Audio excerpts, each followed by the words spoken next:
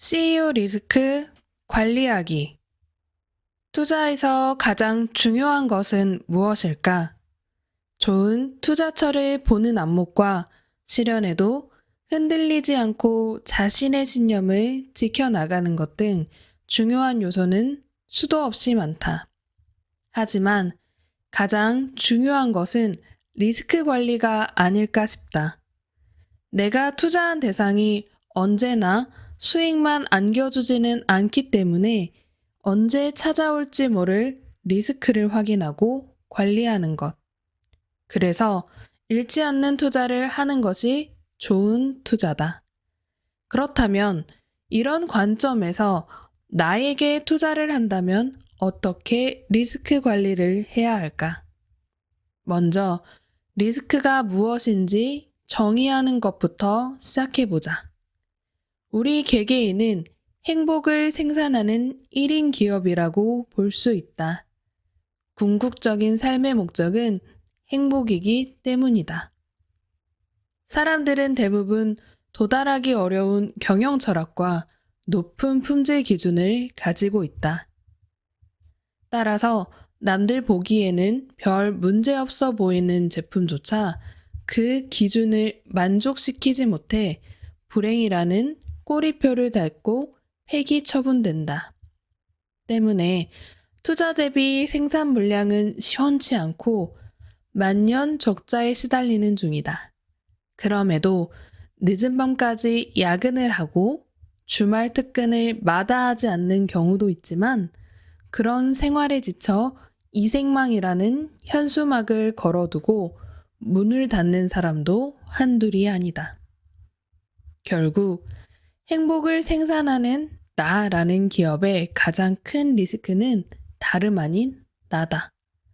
생산된 행복을 소비하는 과정에서 얻어진 수익을 바탕으로 더 많은 행복을 생산해야 하는데 오히려 그것을 스스로 막고 있는 경우가 많다. 행복을 느끼지 못하도록 자신을 방해하는 모습은 여러 가지 양상으로 나타난다. 가장 흔한 것이 지나치게 엄격한 잣대로 자신의 행위를 평가하고 자책하는 것이다. 남들에게는 한없이 관대하면서 자신에게는 엄격한 사람. 그런 사람들은 남들 보기에는 도덕적이고 훌륭해 보이지만 정작 스스로는 행복하지 못한 경우가 많다. 그들은 추구하고 있는 목표나 기준에 도달한 후에야 자신에게 보상을 준다. 만약 당신이 다니고 있는 회사가 매출 목표를 달성하지 못하면 급여를 주지 않는다고 생각해보자. 이런 회사에 참고 다닐 수 있겠는가? 애당초 그런 계약 조건이라면 거들떠보지도 않을 것이다. 만약 그런 회사에 다니고 있더라도 보상이 지급되지 않는 기간이 길어질수록 불만이 눈덩이처럼 쌓일 것이다. 결국 일에 대한 의욕은 떨어지고 머지않아 회사를 관둘 것이 분명하다. 그러니 나름대로 보상에 대한 기준이나 목표를 갖고 있어야겠지만 자신에게 주어진 행복을 생산하는 일에 충실하다는 것만으로도 보상해 주어야 마땅하다. 세상에 완벽한 삶이란 존재하지 않는다. 그러니 완벽한 삶을 추구한다면 우리는 언제나 기준 미달일 수밖에 없다. 물론 자신이 지나치게 높은 기준을 가지고 있다고 생각하는 사람은 많지 않다. 다들 행복하려면 최소한 이 정도는 있어야 한다고 말한다. 이 말은 이상형이 뭐냐는 질문에 착하고 이쁘고 성격 좋은 사람, 너무 평범하죠? 라고 답하는 것과 같다. 너무 엄격한 기준으로 행복 여부를 판단하면 결국 자신을 무능력하고 형편없는 존재로 인식할 것이다. 이런 경우 자신감을 상실하고 자존감 역시 곤두박질할 것이 자명하다. 파괴적인 자기충족적 예언은 언제나 소름 끼치게 정확하며 시간이 지날수록 불행의 악순환에 자신을 가두게 된다. 물론 자기 삶과 수행에 대한 자기 평가는 필요하다. 실수나 실패의 경험이 있었다면 잘못한 부분이 무엇이었는지 살펴보고 반성해야 한다.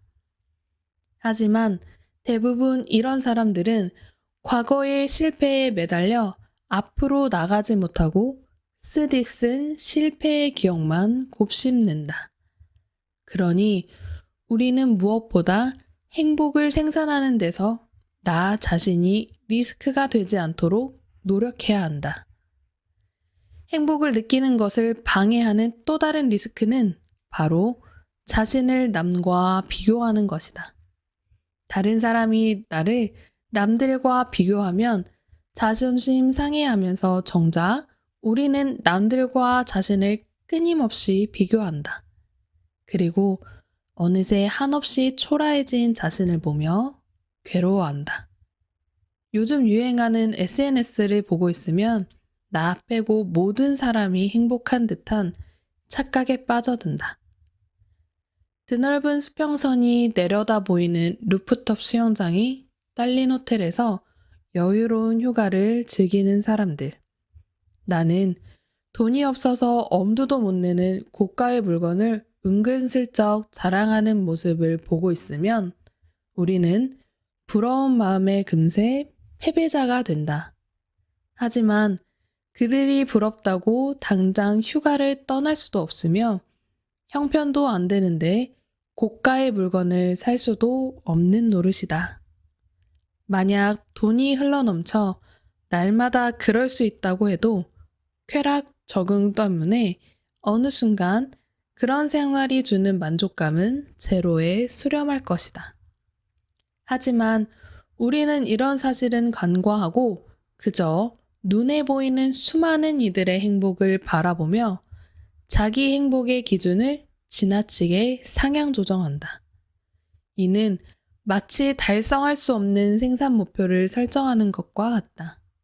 자신에게 맞지 않는 목표 설정은 반드시 실패하게 되어 있다. 우리는 행복해 보이는 삶이 아니라 행복한 삶을 살아야 한다. 그러니 남들과 우리의 삶을 비교하지 말자. 불행해지는 가장 빠른 길은 비교라고 하지 않았던가? 삶에 대한 만족과 행복은 비교할 수 있는 것이 아니며 많은 사람이 간다고 꼭 옳은 길이라는 보장도 없다. 남의 행복을 쫓다 보면 정작 나의 행복과 삶을 잃어버리는 경우가 많다.